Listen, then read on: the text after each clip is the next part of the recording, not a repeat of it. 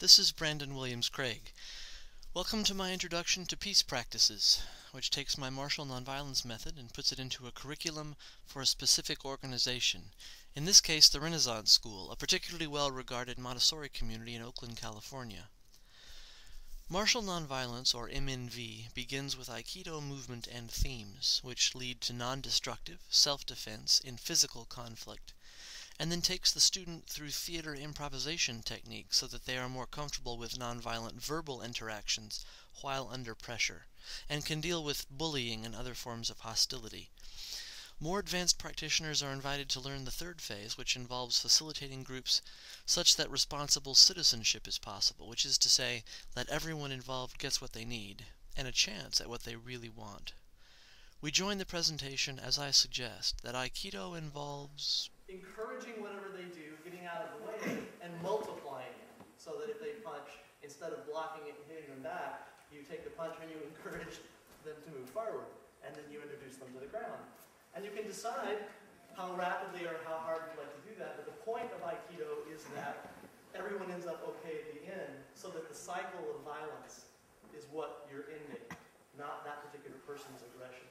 So rather than hurting them and then coming back to look for you later, or hurting them and going to jail or whatever, you end up controlling the situation and making very clear choices as you go along about how conflict works. Now what you're seeing up on the screen is, that was when I had in my long hair phase. This is PxPx. It happened in, this particular one happened in Las Vegas. That's my teacher, Kayla Fader Sensei. A little blurry. But Aikido is a martial art that's practiced all around the world by somewhere in the vicinity of 1.5 million people. The largest percentage is in France. After that, Northern California, and then after that, Japan, where it was originated.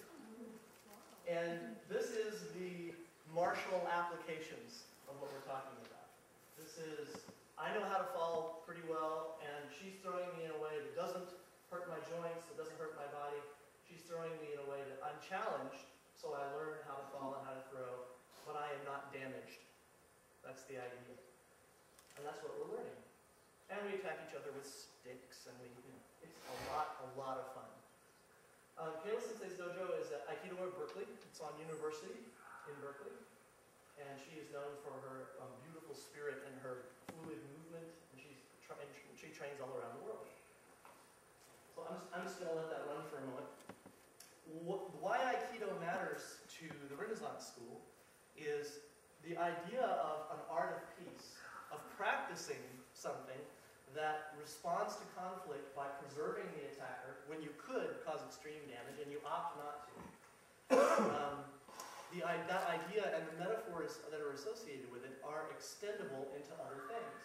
So there's an international organization called Aiki Extensions that takes the principles of Aikido and extends them into law enforcement and psychotherapy and training in schools, training in businesses. And the idea is that conflict happens within every group all the time.